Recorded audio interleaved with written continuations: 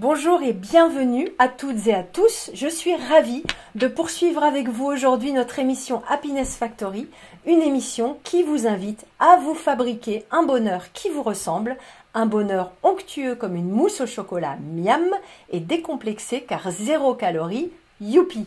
Alors, Happiness Factory, vous le savez maintenant, c'est votre rendez-vous mensuel sur le vaste thème du développement personnel et du bien-être. C'est un vendredi par mois de 10h à 11h, une émission qui vous aide à mieux relever les défis du quotidien grâce aux conseils pratiques de mes invités.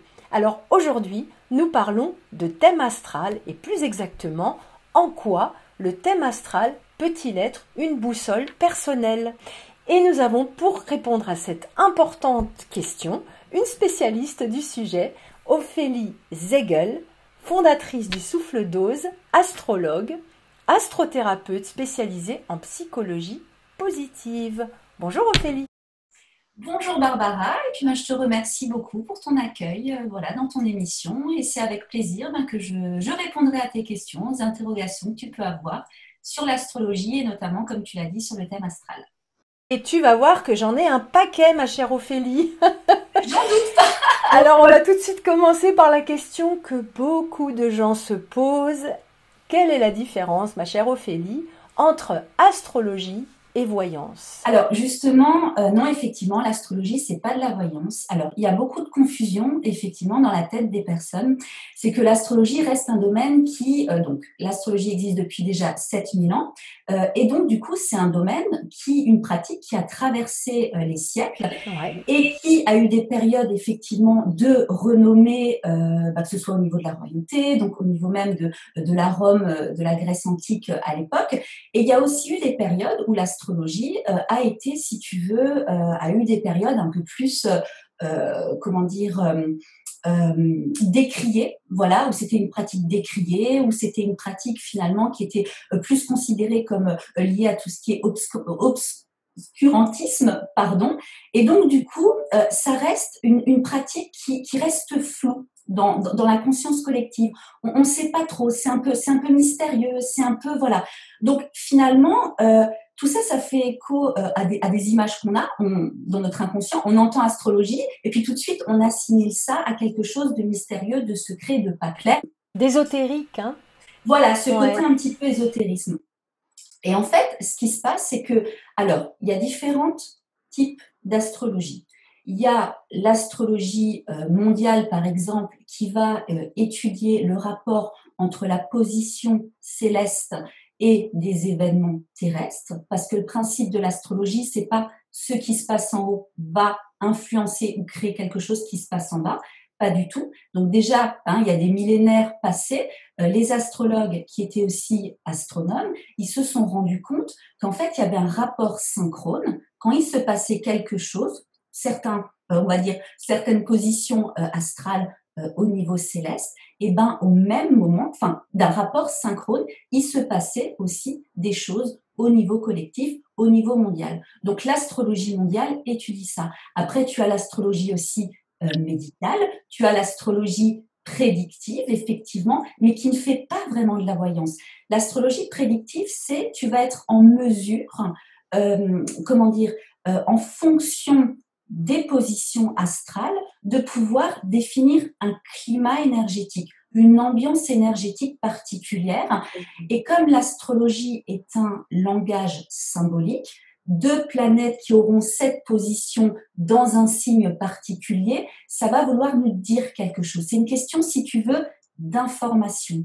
Parce que pour moi, l'astrologie, de ce que j'en pratique justement, l'astrologie, c'est une discipline qui décrypte des flux d'informations énergétiques entre des flux, on va dire, célestes, terrestres, et des flux à l'intérieur, l'être humain, on est des corps énergétiques, et à l'extérieur. Donc, du coup, l'astrologie prédictive va te parler d'un climat particulier où, effectivement, il va pouvoir y avoir des thématiques, des problématiques particulières, que ce soit au niveau, comment est-ce qu'on pourrait dire, au niveau confrontation à des choses liées, par exemple, à la sphère professionnelle, effectivement, mais l'événement exact, la nature exacte de l'événement ne peut pas être prédit. C'est un climat dans lequel il va y avoir, si tu veux, des variables qui vont faire que, effectivement, il peut se passer tel et tel type de choses, mais on ne peut pas prédire exactement quoi. Donc, du coup, le côté... Pardon ? Excuse-moi, j'essayais de récapituler pour nos auditeurs et auditrices tout ce que tu viens de dire parce qu'il y a déjà des concepts assez importants et même fondateurs que tu viens d'évoquer, dont le fameux flux d'informations énergétiques. Oui. Donc, ce que tu es en train de dire, c'est que dans la prédiction, l'astrologie prédictive, on ne va pas prédire un événement particulier, mais on va prédire un espèce de contexte d'environnement. Un contexte énergétique, un contexte même évolutif. Même. Donc ça, c'est plutôt l'astrologie effectivement prédictive, sachant qu'effectivement l'astrologie médiévale, donc il y a pas mal de siècles en arrière, il y avait des influences aussi, on va dire, assez particulières qui faisaient que l'astrologie a sans doute été employée et l'est peut-être encore de manière effectivement avec ce côté très voyant, ça va se passer comme ça, comme ça, comme ça. Mais après, j'aurais tendance à dire, finalement, dans toutes les disciplines, dans tous les métiers, il peut y avoir une distorsion de la pratique, tu vois, en elle-même. Là, l'astrologie prédictive, c'est vraiment effectivement l'idée de parler d'un climat énergétique particulier dans lesquels, effectivement, il y a des possibilités, des opportunités, des choses qui vont se passer d'un point de vue évolutif. Et ensuite, tu as effectivement l'astrologie dite humaniste, la psychoastrologie, celle que je pratique, qui part, si tu veux, du principe de, à l'intérieur de l'être humain, on a notre propre dynamique énergétique, notre propre dynamique intérieure, quelque part. Et donc, du coup, ça, l'astrologie, avec justement le thème astral permet effectivement de mettre en lumière cette dynamique intérieure-là. Et là où c'est intéressant, c'est que le concept d'information, c'est vraiment, pour moi, c'est quelque chose qui est central. C'est qu'on a justement ces informations à l'intérieur de nous qui racontent des choses sur nous, qui racontent une histoire, qui racontent aussi bien nos freins, nos blocages émotionnels, que nos traits de caractère profonds, mais aussi, quelque part, nos potentiels évolutifs. C'est ça qui est intéressant, c'est que c'est pas quelque chose qui est figé, hein, même quand on est adulte, on grandit tout le temps. C'est vraiment la capacité de se rendre compte, j'ai ces forces, j'ai ces points d'amélioration en moi, j'ai cette manière de penser, j'ai cette manière d'agir, j'ai cette manière d'aimer qui me sont propres, et en moi, j'ai des ressources, j'ai des clés quelque part pour activer, pour m'épanouir de la meilleure manière possible, voilà, qui soit pour moi. Donc en fait, quand je t'entends parler, Ophélie, ton métier me rappelle beaucoup le mien, parce qu'effectivement, on est pratiquement dans une approche de coaching, puisqu'on cherche à parler des ressources, des potentiels, de ce qui anime la personne. Donc déjà pour moi, je trouve que c'est un beau repère quand tu parles d'astrologie humaniste, qui est l'astrologie que tu pratiques. Eh bien, on va voir que c'est une astrologie qui est très proche finalement d'un modèle d'accompagnement, de coaching plus classique. Et je trouve ça très bien parce que ça fait du coup moins peur. On sort de l'ésotérisme pour expliquer des comportements pas toujours rationnels, mais qui sont nos comportements propres, pour les expliquer, pour les encadrer, pour aider les gens à dépasser leur blocage, leurs difficultés, leurs peurs. Donc c'est très très intéressant. Et alors, ce que je trouve vraiment bien, c'est de confronter, si je comprends bien ce que tu es en train de nous dresser comme tableau, de confronter tout ceci que tu ressens à l'intérieur des personnes, hein, tous leurs ressources, leurs questionnements propres, de les confronter au climat, à l'ambiance générale telle qu'elle est finalement donnée, ou telle qu'elle se présente par leur thème astral. En fait, ce qui est intéressant, si tu veux, c'est... Alors, l'astrologie, c'est que tu as ce côté, effectivement, où, même moi, je ne détiens pas, et je le dis toujours, je ne détiens pas la vérité absolue. Je ne peux pas expliquer pourquoi, par exemple, dans un thème astral, quand tu as Saturne qui fait un carré à la Lune d'une personne, ça explique que cette personne, par exemple, je vais citer des exemples, ça explique que cette personne, effectivement, quand tu décryptes ça, ça montre que c'est une personne qui a sans doute eu une maturité acquise trop tôt par rapport à des événements qui se sont passés dans l'enfance. Et que du coup, ça crée une forme de sécheresse émotionnelle vis-à-vis de sa vie intérieure. Donc ça, par exemple, c'est quelque chose qu'on peut lire à travers le thème, mais je ne peux pas lire qu'est-ce qui s'est exactement passé dans son enfance. Et c'est ça qui m'intéresse vraiment avec l'astrologie, c'est que tu as cette part un peu d'ouverture sur quelque chose de plus grand, parce que force est de constater que l'énergie planétaire est rattachée à des fonctions de notre psyché. Ça, c'est un fait. Donc ça, c'est un fait, même si je ne peux pas démontrer ou expliquer par A plus B pourquoi. Par contre, sur le terrain, quand je suis en consultation, d'être en mesure de pouvoir interpréter ça et d'avoir un échange, parce qu'une consultation, c'est un échange. L'astrologue ne peut rien inventer. Tu vois, je vais interpréter un langage symbolique et ça rentre forcément en résonance avec la personne parce qu'elle se connaît un minimum, ses traits de caractère, et aussi par rapport à des choses qu'elle a vécues. Donc, ça permet d'identifier effectivement des blocages, des blessures émotionnelles, des conditionnements qui limitent justement, et du coup de mettre vraiment, si tu veux, de faire vraiment une rencontre de la personne qui rencontre sa dynamique intérieure. Et donc ça permet d'avoir un retour sain à soi, tu vois. Ouais. Et là aussi, pardon. On se coupe, désolée. Non, c'est-à-dire que moi, ce que je trouve vraiment intéressant, c'est cet échange, cette dynamique dont tu parlais, entre ce qu'on ressent, ce qui est à l'intérieur de soi, et puis ce qui nous dépasse un petit peu, et qui nous permet de mieux, finalement, expliciter notre chemin, qui nous permet de mieux comprendre où on en est et ce qu'on peut faire de notre destin, de notre vie. Voilà, c'est ça. Parce qu'en fait, ce qui est intéressant aussi, c'est que du coup, quand je te parlais de ce côté un petit peu du coup rationnel, parce que quand je suis en consultation avec une personne, la personne, je ne l'ai jamais rencontrée, je ne la connais pas, et d'être en capacité pendant 2 heures d'échanger avec cette personne, d'expliquer, par exemple, voilà, vous avez votre signe Mars, par exemple, qui représente notre soldat intérieur, donc c'est notre capacité d'agir, d'être motivé, de nous mettre en mouvement, de nous mettre en colère quand c'est nécessaire, tu sais, pour poser des limites, pour préserver notre intégrité. Quelqu'un, par exemple, une personne qui va avoir ce signe de Mars en bélier, donc qui est un signe, donc déjà, Mars en bélier, il est chez lui, il est fort, c'est un signe de feu, donc c'est ce signe justement où tu as beaucoup de courage, tu as beaucoup d'indépendance, il peut y avoir de l'impulsivité, en même temps tu as ce côté pionnier où tu oses te mettre en avant peut-être dans des projets novateurs. Tu as cette personne qui va agir de cette manière-là, une personne qui a par exemple Mars qui est dans le signe du Cancer, donc là on est beaucoup plus dans une énergie liée à tout ce qui est maternant, protection des siens, donc là la manière d'agir ou de réagir ou de se mettre en mouvement pour quelque chose, il n'y aura pas forcément les mêmes motivations derrière. Donc déjà là, ça fait qu'on a 2 personnes en fonction de leur signe, on va dire de la place qu'occupe Mars dans leur thème astral, n'agiront absolument pas de la même manière.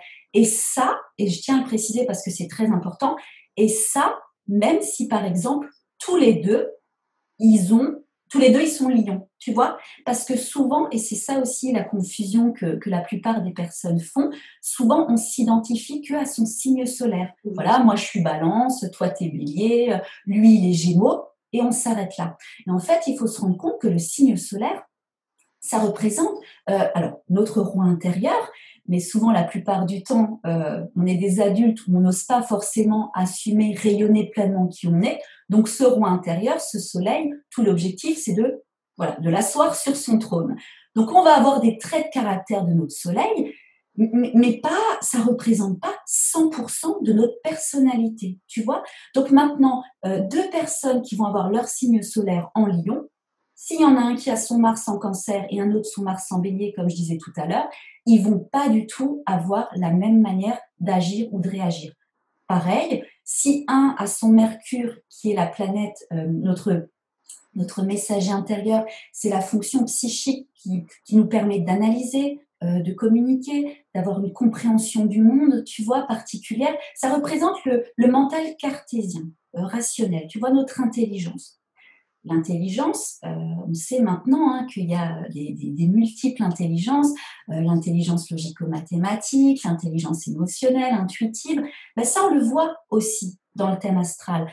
Si on a un Mercure, la planète Mercure qui est dans le signe de la Vierge, qui est un signe très pragmatique, très terre à terre, ce côté c'est très objectif, analytique, cette personne-là va avoir un mental où c'est très axé sur le discernement, l'esprit critique, une nature aussi peut-être un peu anxieuse. Alors qu'une autre personne qui aura son Mercure dans le signe des Poissons, ce sera une intelligence beaucoup plus liée à tout ce qui est un peu captation de tout ce qui est sensibilité, énergie un petit peu plus subtile, une manière, si tu veux, de raisonner, d'analyser les choses qui va plus passer par le prisme de la sensibilité. Donc, de nouveau, deux manières d'agir, même si les personnes, admettons, leur soleil en Lion. Et là, ça te permet de voir toutes les nuances et les facettes que possède un être humain. Et je trouve que l'astrologie, du coup, ça apporte beaucoup de tolérance, tu vois, déjà vis-à-vis de soi-même, parce qu'on arrive à comprendre, en fait, effectivement, moi, je ne vais pas pouvoir forcément me mettre en colère comme cette personne-là, parce que moi, ma nature profonde, c'est pas ça. Je vais me mettre en colère pour autre chose. Tu vois, donc ça permet, comme je disais avant, d'avoir un retour à soi, une forme de bienveillance, de mieux se comprendre, de mieux se connaître et d'être aussi beaucoup plus tolérant vis-à-vis d'autres personnes qui vont pas forcément réagir comme nous, tu vois. Alors moi, je note dans tout ce que tu dis, c'est super intéressant. Je te remercie beaucoup, Ophélie, de faire toute cette explication avec des exemples concrets parce qu'on peut mieux se projeter là-dedans. Ouais. Effectivement, ce que je retiens surtout aussi, c'est qu'il ne faut pas confondre horoscope et astrologie. L'astrologie, c'est un véritable outil de connaissance de soi, à condition toutefois d'aller plus loin que le simple je suis bélier, je parle le signe solaire.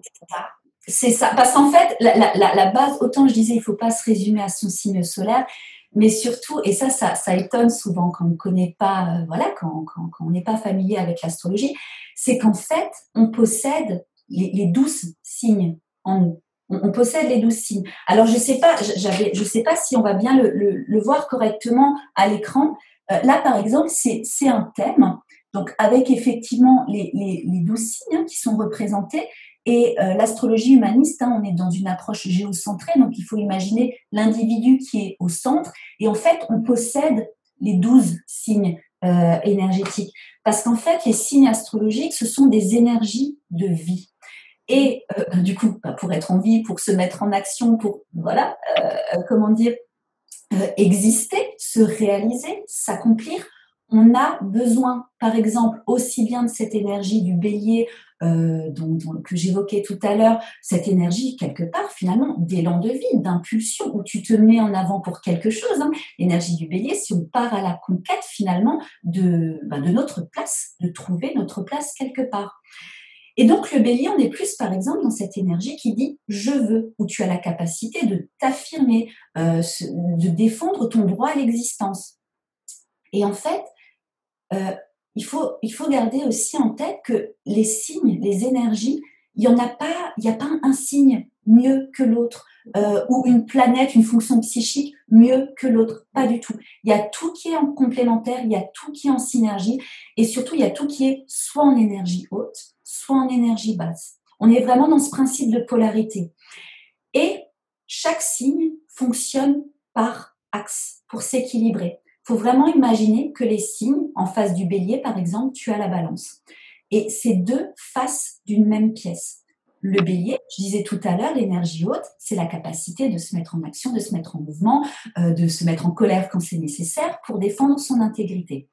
Par contre, quand on est dans les énergies trop basses du bélier, il peut y avoir ce côté effectivement très égocentré, très réactionnaire, d'agressivité, parce que pour s'équilibrer, il lui manque les qualités du signe en face, de la balance. Et la balance, c'est l'énergie de vie où on rencontre l'autre. L'autre a sa vérité, j'ai ma vérité, il a sa réalité, j'ai ma réalité. Et l'énergie de la balance nous parle de trouver des points de conciliation. Il y a ce côté harmonie, diplomatie, tu vois, pour pouvoir créer un partenariat sur le moyen long terme. Donc, quand on est en énergie basse bélier, on a besoin de se rééquilibrer, d'apprendre tout simplement les qualités de la balance. À l'inverse, énergie basse de la balance comme elle est dans cette recherche d'harmonie et d'équilibre et de relation à l'autre, si on n'est pas suffisamment équilibré, il peut y avoir des problématiques de dépendance affective ou des problématiques où tu veux tellement éviter le conflit, tu n'aimes pas ça, que du coup, tu te mets vraiment plus auprès des besoins de l'autre, quitte à oublier les tiens. Et du coup, c'est pas forcément sain non plus. Donc, il faudrait que tu ailles travailler, que tu ailles contacter cette énergie masculine, justement, de compétitivité, d'affirmation de soi, qui est en bélier, pour pouvoir justement te rééquilibrer. Et ça, c'est pareil pour les 12 signes. C'est vraiment des axes thématiques. Donc, en fait, chaque signe a son complément. C'est ça. Son opposé polaire qui va l'aider à équilibrer sa personnalité, sa Voilà. Et on possède les 12 en nous. Parce que chaque signe, si tu veux, nous ramène quelque chose pour notre développement à nous et pour nos interactions finalement, nos interactions et notre évolution dans le collectif. On a des signes qui parlent beaucoup plus de la conscientisation de l'individualité, de la confiance en soi, de comment tu t'exprimes à l'extérieur, notamment avec l'énergie du lion, que je citais tout à l'heure. L'énergie du lion, dont on a tous besoin, qu'on possède tous, c'est la capacité de contacter l'amour de soi et de pouvoir exprimer, de pouvoir créer, de pouvoir faire sortir des choses de nous et d'en être fier, et en même temps d'avoir ce côté de rayonnement du cœur, de bienveillance, aussi auprès d'autrui. Ça, c'est les énergies hautes du lion. Après, voilà, je ne vais pas faire tous les signes parce que sinon, on peut en avoir pour très, très longtemps. Mais vraiment, l'idée, c'est de conscientiser ça. On n'est pas que son soleil, son signe solaire. C'est plutôt une quête héroïque, ce roi intérieur qu'on cherche à asseoir sur notre trône. On peut voir ça comme ça. On est vraiment...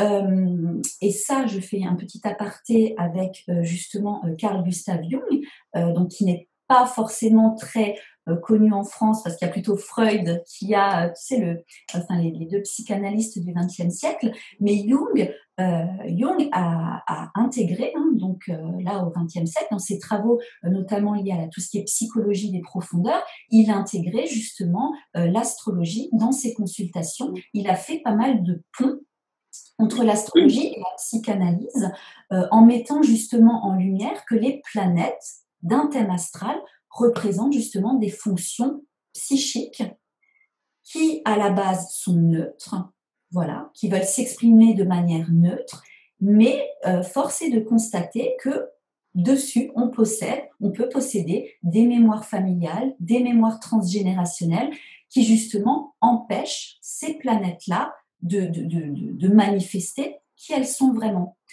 Et là où c'est intéressant, du coup, ce parallèle-là, c'est de se rendre compte que autant on possède les 12 énergies en nous, autant, quand des fois on rigole, on dit « je suis plusieurs dans ma tête », mais c'est pas si faux. C'est pas si faux parce que ces fonctions psychiques, si on parle d'archétypes et qu'on parle justement, je disais Mars, c'est le soldat intérieur, Mercure, ça peut être le messager intérieur, on peut parler, si tu veux, on peut prendre des archétypes pour pouvoir voir cet archétype. Est-ce que je le manifeste? Est-ce que je le projette à l'extérieur de manière énergie haute ou énergie basse? Et si c'est en énergie basse, pourquoi? Et là, ça peut faire appel à tout un travail lié à tout ce qui est schéma inconscient, tu vois, conditionnement, voilà.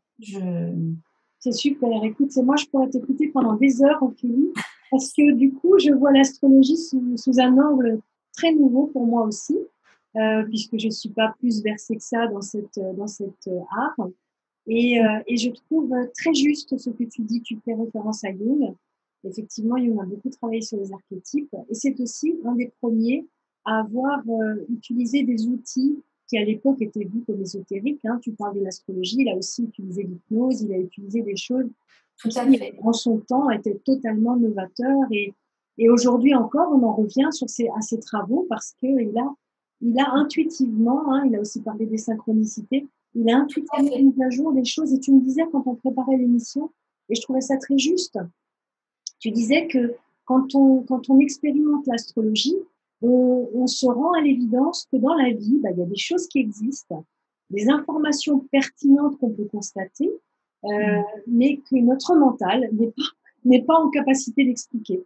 Et moi, c'est ça que j'aime dans ce genre d'outils, c'est que ce ne sont pas des outils rationnels au sens des preuves scientifiques, puisqu'il n'y a pas de preuves scientifiques, ou du moins pas encore, parce que peut-être qu'on n'a pas non plus les outils pour le prouver, mais en tout cas, on sent bien intuitivement que c'est juste parce que ça résonne en nous et ça explique des schémas d'habitude, des schémas de comportement qu'on reconnaît. Tu citais l'exemple du bélier, je suppose que tu l'as fait par hasard, Ophélie, sachant…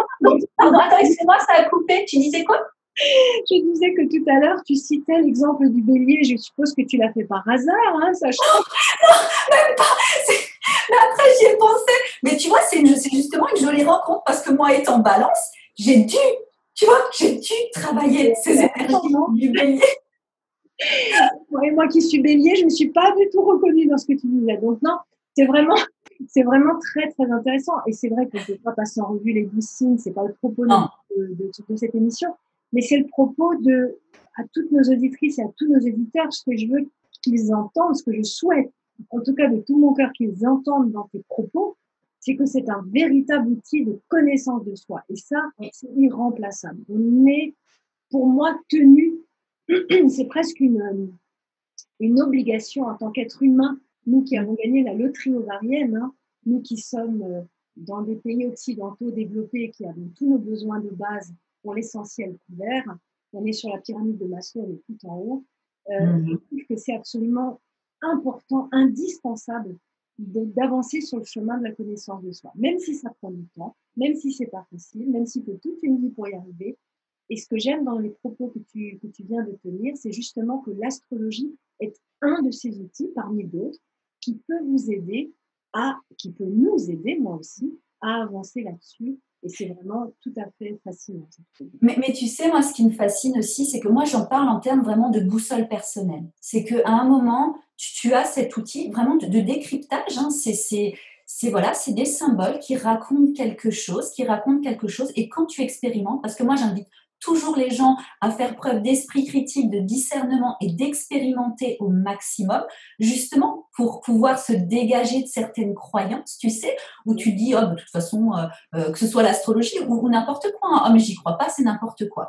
D'accord, mais pourquoi? Qui parle? D'où vient cette pensée? Tu sais, c'est ça aussi qui est intéressant quand tu remontes. Et quand je parlais de l'astrologie qui a 7000 ans d'existence, avec le fait, il y avait par exemple un poste d'astrologue royal, l'astrologie était enseignée à l'université en France jusqu'au XVIIe siècle. Et ensuite, ce qui s'est passé, c'est qu'au XVIIe siècle, l'astrologie a été exclue de l'Académie des sciences. Mais pendant extrêmement, extrêmement longtemps, la plupart des astrologues étaient aussi astronomes. Ça, il faut aussi garder à l'esprit. Et là où c'est intéressant, c'est que autant des fois l'astrologie avait vraiment une place prépondérante dans la société, autant des fois, comme je dis, elle agissait plutôt en souterrain, mais sur 7000 ans, elle a fait, si tu veux, des allers et retours finalement auprès quelque part de du savoir humain. Et donc, il y a toujours finalement cette idée que là, depuis le XXe siècle, cette idée que là, de nouveau, on y revient. Tu vois, il y a eu des périodes où on s'intéressait plus à l'astrologie, on l'a mis de côté. Finalement, on y revient. Et là, depuis le XXe siècle, il y a de plus en plus d'astrologues où on est totalement sorti de cette astrologie, comme on disait au début de l'émission, très prédictive, où ça se passe comme ça, où il y a un destin comme ça, où ça c'est catastrophique, vous avez Saturne ici, ça restera tout le temps comme ça. C'est faux. C'est vraiment un outil qui nous parle de choses qui sont dynamiques. Parce que ce qui est intéressant, c'est que vraiment, tout est cycle. Et là, que ce soit l'astrologie qui le montre, mais cette notion de cycle, l'être humain y est sensible depuis des millénaires. Et les cycles, finalement, ce sont des phases d'apprentissage, des phases d'évolution.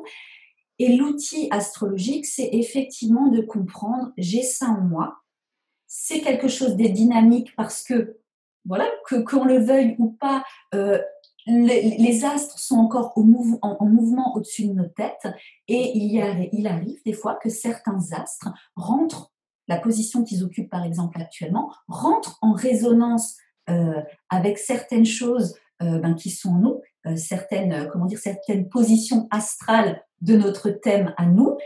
Et là, c'est des périodes de vie de plusieurs semaines ou plusieurs mois, des périodes de vie particulières où on va justement avoir des rencontres, des situations qu'on va attirer inconsciemment pour nous faire travailler des choses, pour nous faire évoluer. Parce que comme je disais, en nous, nos fonctions psychiques cherchent à manifester leur authenticité, cherchent à se débarrasser des conditionnements, des blessures.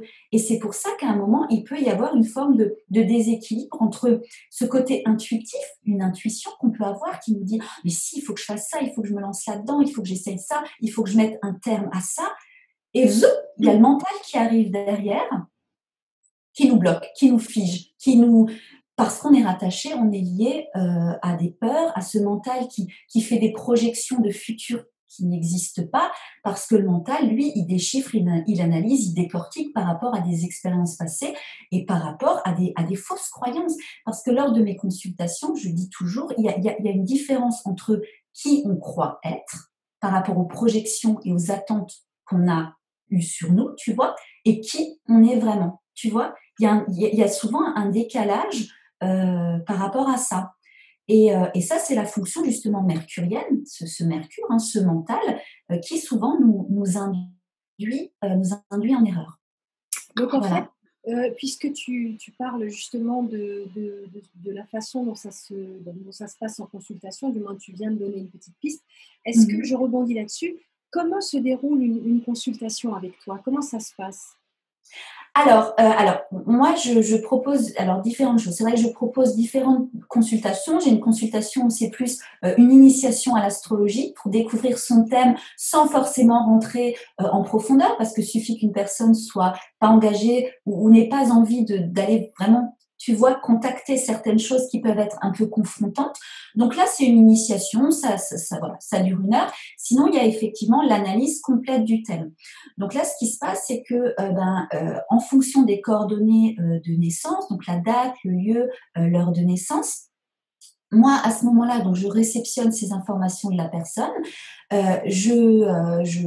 j'obtiens le thème en fait, le thème de la personne, ce que j'ai montré, ça se présente comme ça, son propre thème. Le thème du jour, c'est la même chose, c'est vraiment la fonction planétaire. Et là, c'est vrai qu'on a des outils maintenant qui, comme si tu veux, c'est cyclique au niveau céleste, on peut prévoir la position des astres des années en avant. Parce que quelque part, il y a quand même si on ne le gère pas, il y a un ordre qui est bien défini, il y a tout qui est cyclique. Donc finalement, à partir de là, moi je vais analyser le thème de la personne. Je vais vraiment rentrer en profondeur, donc c'est quelque chose qui se fait en amont de la consultation. Okay. Tant que je n'ai pas vu le thème, je ne peux pas vraiment savoir si l'étude du thème, ça va me prendre 1h30, 2 heures, 3 heures. Il y a déjà eu certains thèmes qui m'ont pris 4 heures d'analyse.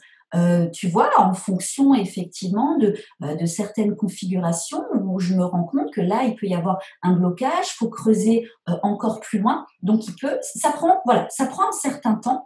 Et ensuite, avec la personne, donc soit si elle est proche de mon domicile, donc je me déplace à domicile, soit en visio. On fait comme ça, un peu comme on fait là toutes les deux. On est en écran partagé, je partage le thème et là, j'interprète, mais comme je disais en début d'émission, c'est vraiment, tu vois, c'est un échange. La personne n'est pas obligée de me confier certaines choses. C'est vraiment, voilà, si elle le sent, si elle se sent en confiance. Par contre, comme l'astrologie, c'est très riche d'informations, c'est très complexe, il peut y avoir vraiment différents niveaux de lecture, on peut creuser très très loin. Juste un petit de temps en temps, tu vois, un petit hochement de tête pour me dire « Ok, c'est bon ». Ça, c'est tout ce dont j'ai besoin. Après, elle prend les informations, ça résonne. Et là, il y en a à peu près pour 2 heures de consultation. On regarde les différentes planètes, qu'est-ce qu'elles veulent nous dire, comment à l'intérieur, justement, est-ce qu'il y a des tiraillements intérieurs, comment est-ce qu'elles dialoguent entre elles, est-ce qu'il y a si tu veux, tu sais, des fois, tu sens des tensions, tu as envie de faire ça, mais d'un autre côté, tu n'oses pas, ou tu ressens un désir pour ça, mais d'un autre côté, tu te sens freiné. Et ça, finalement, c'est si tu veux, des aspects de tension, des aspects de tension, mais rien, c'est jamais grave, tu vois. C'est des choses qui sont vraiment dynamiques. Il y a ce côté moteur, ce côté élévateur, ce côté on est en expansion, on n'est pas là pour être triste et malheureux, tu vois. Oui, c'est pas figé, rien n'est figé. Non, Ouais. non, c'est Et, ça. et donc, du coup, quand, quand tu fais une consultation, enfin, plutôt, excuse-moi, les gens qui viennent te voir, Oui. quelles sont leurs demandes en général? Alors, je me doute bien que tu n'as pas une cliente ou un client type, mais en général, quelles vont être leurs demandes? Pourquoi est-ce qu'ils vont venir te consulter? Bah, parce qu'il y a il y a vraiment ce côté quête de sens. En D'accord. fait, on est arrivé, alors on va pas discuter de l'année 2020, n'empêche que, petite parenthèse, l'année 2020 était quand même appréhendée depuis une vingtaine d'années par de grands astrologues qui avaient vu qu'en 2020, il y allait avoir une triple conjonction en Capricorne. Comme je disais au début de l'émission, on ne pouvait pas prédire quoi, mais cet aspect planétaire parlait d'une déconstruction de l'ancien pour pouvoir justement reconstruire sur des bases saines et beaucoup plus cohérentes par rapport aux vrais besoins du collectif. Voilà, donc c'est quand même intéressant de se dire, depuis 20 ans, c'était quand même une année qui était pointée. Et donc là, ce qui s'est passé, la plupart des personnes il y a une forme de désenchantement par rapport à des croyances qu'on a eues sur le fait que le confort matériel était la réponse à tout. Tu sais, ce côté un peu, ah mais j'ai une maison, j'ai une voiture, j'ai un bon travail, et en même temps, tu te sens vide à l'intérieur, et tu te sens vide, et tu as envie de contacter ce vide, et tu as une voix qui te dit, non mais attends, tu as vu tout ce que tu as, tu peux pas te plaindre. Et c'est là justement où on se rend compte, et on se fait rendu compte, notamment cette année, que c'est pas forcément le cas. Et on est amené à contacter notre intériorité et se dire, mais d'où vient ce vide finalement? Et comment le remplir? Et donc, la plupart des personnes sont justement en quête de sens sur qui elles sont vraiment et sur quelque part vers quoi s'accomplir. Qu'est-ce qui est le mieux pour elles? Souvent, ça permet aussi de conforter des intuitions. La dernière fois en consultation, j'avais une dame qui se lançait dans dans une formation de naturopathe. Mais en même temps, elle hésitait parce que jusqu'à il y a quelques mois, elle était responsable judiciaire. Donc, tu vois, juridique, pardon. Donc vraiment deux secteurs d'activité complètement différents. Par contre, son thème, voilà, on peut avoir une lecture aussi professionnelle d'un thème. Son thème montrait clairement que voilà, qu'elle avait un rapport par rapport à tout ce qui est le rapport au vivant, le fait de prendre soin, tu vois, des personnes. Et ça, c'était intéressant parce que, et je l'ai su à la fin, qu'elle était justement dans cette formation-là. Et du coup, ça l'a confortée, tu vois, là-dedans. Ça a conforté cette intuition. Donc ça, c'est vraiment vraiment une analyse complète, ou d'avoir des tiraillements en se disant, voilà, j'ai des problématiques de manque de confiance en moi. Pourquoi? Et là, on peut observer effectivement qu'il y a certaines planètes qui peuvent nous parler, par exemple, d'avoir eu le développement de soi qui a été occulté parce que justement on n'a pas pu dans l'enfance avoir cette période de vie, tu sais, où on découvre, où on teste, où on expérimente pour pouvoir quelque part pouvoir se positionner, pouvoir conscientiser qui on est. Donc on peut vraiment aller très très loin dans l'analyse complète du thème en fonction des mots, ou de la mot MAUX, ou de la curiosité personnelle. Et puis après, ça peut être aussi des personnes qui traversent une situation particulière dans leur vie, justement cette idée de cycle dont je parlais tout à l'heure, par exemple une difficulté, tu vois, sentimentale, ou une solitude sentimentale, ou une crise de couple, par exemple, et donc on vient me voir pour étudier justement les transits planétaires. C'est ce que j'ai expliqué tout à l'heure, c'est voir par exemple comment les planètes actuellement rentrent en résonance par rapport au thème.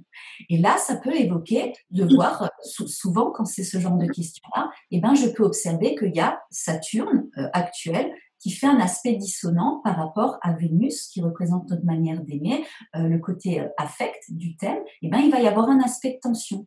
Et ça évoque un cycle de quelques mois où la personne, elle est amenée, avec Saturne, on est dans une forme d'intériorisation, où la personne, elle est amenée à rencontrer une situation dans sa vie pour la questionner sur, c'est comme si elle était ralentie, pour la questionner finalement sur la valeur qu'elle se porte, comment est-ce qu'elle est dans ses relations, est-ce que c'est sain de fonctionner comme ça pour elle, tu vois. Donc ça permet finalement de mettre du sens, sans expliquer tout, comme je disais avant, mais ça permet de mettre du sens et de traverser plus en conscience certaines situations, tu vois, certaines problématiques qu'on peut rencontrer. D'accord. Alors du coup, par rapport à la consultation en elle-même, je crois que là c'est clair, hein, il y a cette quête de sens, il y a cette confirmation, cette affirmation par rapport à ce qu'on aimerait faire, ce qu'on aimerait changer dans sa vie. Ça permet aussi, comme tu le disais, de confirmer des intuitions. Alors, sachant tout cela, est-ce que tu pourrais recevoir des enfants? Est-ce que tu le fais déjà? Est-ce que tu le proposes, tu le suggères? Oui, tout à fait. Alors, là où c'est intéressant, c'est que si tu veux, moi, avec mon deuxième enfant, j'ai cru que je redevenais maman pour la première fois. Parce qu'il avait un comportement, mais totalement différent du premier. Pourtant, le même papa, la même maman. Alors, je veux bien qu'avec un deuxième enfant, tu aies moins de patience. Enfin, tu vois, tu as moins de patience, le contexte est différent. Malgré tout, tu dis que l'éducation, tu vois, tu donnes la base, quoi. Donc, pourquoi des caractères? Le premier qui était beaucoup plus dans l'observation, beaucoup plus dans le respect des règles, si on peut dire ça comme ça, et le deuxième en mode électron libre, à vouloir tester plein de trucs, et moi, vraiment, à pas comprendre. Et là, tu te dis en tant que parent, mais où est-ce que je me plante? Tu vois, tu te poses la question, qu'est-ce qui se passe? Et je connaissais pas l'astrologie à l'époque. Et quand justement je me suis familiarisée et je me suis formée à cet outil-là, un jour je me suis dit, je vais étudier les thèmes astro de mes deux enfants. Et là, c'était impressionnant de voir, ok, là je comprends mieux. Mon grand, il a sa lune en balance, donc le signe lunaire, c'est un signe, si tu veux, un signe qui te sert, une énergie qui te sert à te ressourcer, à te faire du bien. Donc en balance, ça veut dire que le mien, tu vois, il a besoin de ce côté harmonieux autour de lui. Il est d'une nature posée, on va dire ça comme ça. Le deuxième, il a sa lune en Gémeaux. Le signe du Gémeaux, c'est une énergie qui nous permet, si tu veux, d'expérimenter le monde, de comprendre le monde, en expérimentant. Donc souvent, c'est une énergie, tu sais, où tu papillonnes, où tu bouillonnes, où tu es très curieux. Et là, je me suis dit, ok, je comprends déjà pourquoi. Du coup, mon loulou numéro 2, il est beaucoup plus, il a du mal à se canaliser, tu vois, à être concentré sur une même activité. Et plein de petites, finalement, de choses comme ça, où je me suis dit, voilà, c'est la nature profonde, c'est l'énergie innée de mes enfants. Alors, c'est pas parce que tu vas connaître la dynamique intérieure de ton enfant que tu passes en mode enfant roi. C'est pas du tout, tu vois, l'idée. C'est juste de se rendre compte d'une réalité dans laquelle, finalement, on n'est pas la source de ça. Et ça peut permettre d'adapter ta réponse à des attitudes qu'il peut avoir, tu vois. C'est un outil de connaissance aussi pour les parents. En fait, là c'est en train de parler de ça. C'est vraiment la possibilité pour les parents de prendre conscience de l'énergie innée de leurs enfants et donc de comprendre que le modèle pédagogique qu'ils vont mettre en place devra s'adapter à cette énergie-là. Il n'y aura pas la possibilité de dire j'éduque mes enfants de cette façon-là et que j'en fasse 1, 2, 3 ou plus, de toute façon, ce sera toujours la même chose. Non. Ça risque. Alors, tout est une question de choix. Moi, je dis toujours, chacun est libre de ses choix. Par contre, c'est vrai que ça peut créer de forts dysfonctionnements. Après, moi, je pars du principe, je dis pas non plus qu'il faut s'adapter à l'enfant. C'est vraiment une notion d'équilibre. Parce que si tu t'adaptes de trop, tu respectes pas forcément non plus tes besoins. Et tu vois, moi, je le vois justement avec mon deuxième qui est ascendant cancer. Le cancer, c'est vraiment cette énergie cocooning, maternant. En plus, lune en Gémeaux, tu as besoin d'être entouré, voilà. Mais moi, à un moment, où je dois aussi maintenant apprendre à préserver mes besoins, moi j'ai ma lune en Capricorne, ce qui veut dire que pour me ressourcer, j'ai besoin de moments de solitude où je suis juste bien avec moi-même, tu vois, en introspection, au calme. Donc je conscientise les besoins effectivement qu'ils ont, mais à un moment, tu vois, la justesse d'équilibre fait qu'il faut aussi que je sois en capacité, à un moment, tu vois, d'imposer aussi mes besoins, de faire comprendre à l'enfant, je suis ta mère, ou on est tes parents, tu as tes besoins, j'ai mes besoins, mais il va falloir des fois, tu vois, des fois concilier. Là où c'est un plus pour l'enfant, c'est que ça permet aussi de lui faire contacter sa richesse émotionnelle, son intériorité. Parce que là, et je le vois, et moi, des fois, ça me peine, de plus en plus tôt, en fait, les enfants qui sont, tu sais, censés être dans cette spontanéité, dans le moment présent, tout de suite, ils ont de plus en plus ce regard, ok, le copain, il fait ça, pourquoi je suis pas comme ça? Ah, lui, il est mieux que moi. Ah, lui, il est... Enfin, c'est des choses que on voit de plus en plus. Mais parce que quelque part, ils se calquent, ils reproduisent des choses qu'ils voient aussi d'adultes. Hein, parce que, comme on est sorti de nous en tant qu'adultes, ils voient très bien que la plupart des adultes fonctionnent aussi comme ça. Et du coup, d'être juste là avec les loulous et leur faire comprendre, tu vois, toi, ta princesse intérieure, elle est attirée par ça, elle s'interroge sur ça, ouais, des fois, elle a des questions sur ça, mais peut-être que là, ton copain, lui, il aime pas forcément la même chose, il est intéressé par autre chose. Donc, tu vois, cette idée de tolérance que j'évoquais au tout début d'émission, finalement, on peut déjà la diffuser, la transmettre déjà très, très tôt. Par contre, quand j'étudie le thème astral d'un enfant, tu ne peux pas aller aussi loin dans les problématiques ou dans, tu vois, certains aspects que ce que j'étudie avec les adultes. Moi, c'est une question d'éthique. Je ne veux absolument pas faire ça. Déjà, le thème pour enfants, je le fais à partir de 2 ans. Parce que 2 ans, tu commences déjà justement à avoir ce petit caractère, tu sais, propre à l'enfant. Avant, c'est pas nécessaire parce que c'est pas nécessaire. On n'est pas encore dans ce processus finalement d'affirmation, de conscientisation du petit être. Et je parle vraiment, le thème de l'enfant pour moi se concentre sur la nature profonde, sur le signe lunaire, hein, les besoins effectivement, et aussi en fonction de l'âge, discuter aussi avec le parent de certains traits de comportement, tu vois, qui peuvent éventuellement poser problème et voir comment solutionner. Mais j'essaye d'être très vigilante parce que je ne veux pas inciter à mettre des projections sur l'enfant. Tu vois, autant sur le thème astral, tu peux lire le nœud nord qui indique, qui est très intéressant à l'âge adulte de connaître son nœud nord parce que c'est un peu une direction à suivre pour déployer son plein potentiel. L'enfant, c'est pas forcément une information qui est nécessaire là, parce que justement, on est trop dans le mental. Donc, le mental, tu vois, du parent peut du coup anticiper, projeter, et ça, je pense que c'est très négatif pour l'enfant. Donc, tu vois, En fait, ma question aussi, si tu veux, ma question, elle avait 2 facettes. D'un côté, faire le thème astrologique pour les enfants, enfin, le thème astrologique des enfants pour les parents, pour une meilleure compréhension de leurs enfants, ça c'est une facette. L'autre facette, c'est comment restituer ce thème aux enfants eux-mêmes qui sont du coup les principaux concernés. Alors là, tu parles de 2 ans, bon, c'est vrai que 2 ans c'est très petit, mais un enfant qui a atteint et dépassé l'âge de raison, mettons une dizaine d'années, un préado par exemple, est-ce que tu restitues quand même une information parce que quelque part ça peut lui donner aussi des clés de développement, des clés de compréhension, ou est-ce que tu te contentes de parler aux parents et c'est tout? Comment tu gères ça? Alors, pour l'instant, je parle uniquement aux parents. Par contre, j'avais un projet, je l'ai toujours, pour 2020, mais du coup, voilà, le contexte pandémique fait que c'est décalé. Je vais mettre en place des ateliers pour les enfants. Parce que du coup, avec l'astrologie, c'est super, parce que comme c'est un langage symbolique, tu peux vraiment avoir une démarche super ludique et pédagogique autour de ça.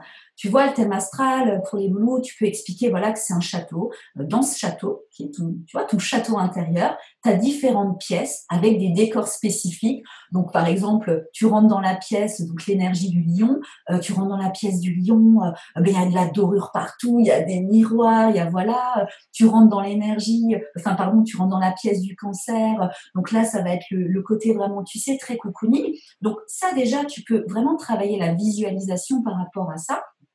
Et ensuite, comme j'évoquais les archétypes tout à l'heure, mais tu peux, les fonctions psychiques, les planètes, tu peux vraiment en créer des personnages, des personnages vraiment où l'enfant va pouvoir s'approprier ces personnages, ces héros intérieurs, tu vois, pour lui, et comprendre, et rentrer en contact, et dialoguer avec, et être finalement dans une forme déjà très tôt, tu vois, de bienveillance et d'accueil par rapport à ça. Donc, du coup, ces ateliers que je vais mettre en place vont parler de ça, donc autant avec de l'échange, oral, mais aussi avec des exercices pratiques, de dessiner justement, pourquoi pas, tu vois, de dessiner ces personnages. J'ai aussi que ce soit des représentations du système solaire. Enfin, tu vois, il y a vraiment moyen. Là, je t'évoque ça de but en blanc. C'est en fond de tâche. C'est en fond de tâche de mon côté, mais c'est vraiment quelque chose. De toute façon, avec les enfants, faut manipuler. Il faut qu'ils manipulent, tu vois. Tu dis qu'il faut que ça rappelle le jeu et que. C'est ça, il faut que ça rappelle le jeu, il faut qu'ils puissent manipuler des choses. Enfin, mais c'est non, franchement, pour moi, c'est, tu sais, je vois beaucoup de parents qui sont quand même en détresse aussi, hein, qui vont voir des pédopsychiatres, qui savent pas. Hein. Donc, tu sais, souvent les enfants, on leur colle vite des étiquettes. Lui, il est hyperactif, lui, il est super timide, lui, il est super, voilà. Et encore une fois, quand tu vois le thème astral, tu comprends à quel point, mais énergétiquement, il est comme ça. Donc, je dis pas, hein, c'est comme pour tout, hein, il y a des adultes qui doivent aller voir des psychanalystes, des psychologues parce que c'est nécessaire, parce que ils ont, si tu veux, au niveau mental, au niveau thérapeutique, ils ont besoin de cet accompagnement-là. C'est aussi effectivement vrai pour certains enfants. Par contre, d'expérience, il me semble que beaucoup d'enfants, beaucoup d'adultes, et c'est ce qu'on voit maintenant, hein, avec de plus en plus de personnes qui sont en contact avec des thérapeutes holistiques, avec des coachs, il y a quand même beaucoup de personnes qui pourraient être accompagnées, soignées, tu vois, par justement d'autres formes de pratiques et de disciplines que les pratiques très allopathiques, tu vois, traditionnelles, qu'on connaît en France, en fait. Hein. Donc, c'est aussi pour ça que donc, je rebondis sur une actualité, puisqu'on parle enfant. Hein. Tu fais un webinaire spécial parents qui aura lieu le 18 janvier, c'est dans 3 jours à 20h. Oui. C'est donc un atelier participatif en ligne sur Zoom qui permettra aux parents d'explorer le thème astral de leur enfant, ses besoins, ses ressources, et d'échanger sur des problématiques parentales. Alors, tu n'as pas encore tout à fait formalisé, tu le disais, les ateliers pour les enfants, mais en tout cas, tu as déjà des ateliers pour les parents, enfin en tout cas un webinaire, et je vous invite vraiment à vous inscrire si toutefois il reste encore quelques places de disponibles. Oui, j'avoue, ça part assez. Voilà. Et c'est vraiment très très intéressant parce que, comme on le disait au cours de cette émission, l'astrologie, c'est un outil de connaissance de soi. Évidemment, on pense tout de suite aux adultes et à nous-mêmes, mais effectivement, par rapport aux enfants, il y a encore beaucoup de choses à faire et à apprendre et à explorer. Donc voilà, c'était juste une petite parenthèse par rapport à ça. Merci. Notre émission avance et il nous reste plus beaucoup de temps. Je vais te poser peut-être une avant-dernière question. Dis-moi. Pour nos auditrices et nos auditeurs qui veulent se familiariser un peu avec l'outil, avec l'astrologie, est-ce que tu as un livre à conseiller, mais un livre pour les débutants du coup, hein? Oui, tout à fait. Alors attends, il est juste là, comme ça je vais le montrer aussi à l'écran. Alors, c'est le livre Initiation à l'astrologie. Je ne sais pas si on le voit très bien. Alors, ce sera peut-être inversé. Initiation à l'astrologie d'Émilie Charton. Alors, Émilie Charton, donc, c'est ma formatrice en astrologie. Elle est astrologue depuis une dizaine d'années et formatrice aussi en astrologie. Donc, c'est un livre qui est vraiment, effectivement, très, très abordable, qui développe des notions sans rentrer dans le côté, tu sais, très technique de l'astrologie. Et voilà, et ça permet vraiment d'avoir une première approche avec son intériorité. Super. Quel conseil donnerais-tu à nos auditrices et à nos auditeurs pour s'approprier l'outil ou en tout cas pour débuter sur ce chemin du thème astrologique de l'astrologie? Qu'est-ce que tu leur conseilles? Alors moi, ce que je leur conseillerais, c'est peut-être se prendre le temps un soir de juste lever, on n'a plus l'habitude de faire ça, hein, en tout cas pas trop, de lever juste les yeux au ciel, d'observer les étoiles et de se rendre compte que si on se projette vraiment loin, loin, loin, loin, ça reste quand même extrêmement vertigineux. Parce qu'on est sur une toute petite planète qui flotte dans on ne sait pas quoi, parce qu'on ne sait pas quoi. Et ça permet, si tu veux, vraiment de se rendre compte de quelque chose de beaucoup plus vaste et qu'au-dessus de nos têtes, il se passe plein de choses. Il y a des tempêtes célestes, il y a énormément d'activités qu'on ne voit pas, mais qui existent. Et en même temps, c'est la même chose à l'intérieur de soi. C'est ça qui est important de garder en tête. C'est ce qui est à l'intérieur est le reflet de ce qui est à l'extérieur et ce qui est en haut est le reflet de ce qu'il y a en bas. Et du coup, d'avoir, tu vois, de lever sa tête et de se rendre compte que tout est vaste et tout est aussi vaste à l'intérieur de soi et ça permet de se dire finalement ok, peut-être que je vais aller voir, aller découvrir parce que je m'accompagne quand même, je suis avec moi-même. Quelle est cette activité qu'il y a à l'intérieur de moi? Et du coup, c'est une première approche justement avec l'astrologie pour accéder à cette boussole personnelle et ensuite de prendre cette boussole et de l'utiliser comme on veut, que ce soit un accompagnement qu'on va faire de manière autodidacte ou que ce soit avec son thème, on a sa boussole et se rendre compte que on est accompagné, ça nous fait du bien d'être accompagné par une coach ou par une sophrologue ou de faire des séances d'hypnose ou de magnétisme. Tu vois, c'est vraiment le thème astral ouvre la conscience à quelque chose de plus grand. On ne peut pas expliquer, par contre on expérimente et on se rend bien compte que oui, ça raconte des choses sur soi. Donc ça aide, tu vois, ça peut donner cette motivation pour s'ouvrir à toutes ces disciplines, finalement, toutes ces thérapies holistiques qui, pour moi, sont des métiers émergents. Hein. Je suis persuadée que dans 10, 15, 20 ans, il y aura, mais vraiment, aller voir un astrologue, même un médium, ce sera moins tabou, tu vois, que ça l'est actuellement. Je suis tout à fait de ton avis.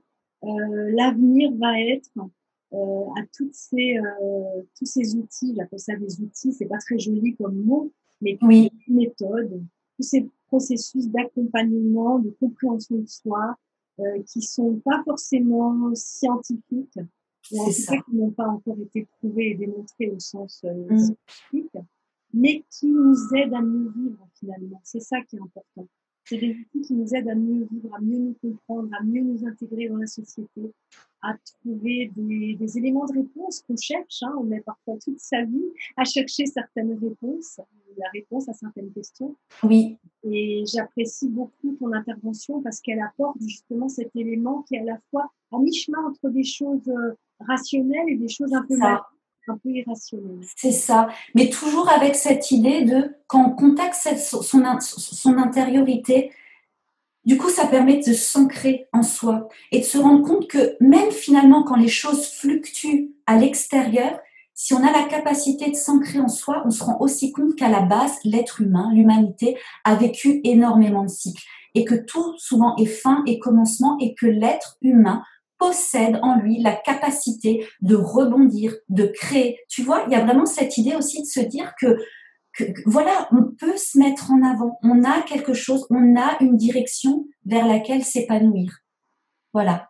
Bah écoute, je crois que ça va être le mot de la fin, ma chère Ophélie. Merci pour ton accueil. Merci beaucoup. Avec grand plaisir. Cette émission est terminée, malheureusement. On est obligé de conclure. En tout cas, je te remercie chaleureusement, Ophélie Zekel. Je rappelle que tu es fondatrice du Souffle Dose, que tu es astrologue, astrothérapeute, spécialisée en psychologie positive. Tu es basée près de Célestat. Pour vous, nos auditrices et nos auditeurs qui voulaient en savoir plus sur Ophélie Zekel, retrouvez son actualité sur sa page Facebook, le Souffle Dose, mais vous pouvez également la suivre sur Instagram et sur www.lesouffledose.fr, son site internet. Merci à vous, chers auditrices, chers auditeurs, pour votre écoute.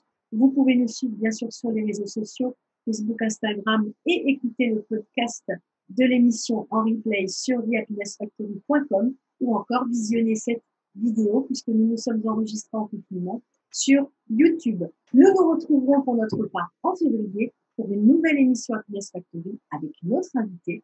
En attendant, restez à l'écoute de Radio MME 107.5 ou sur le web mme.fm. Au revoir.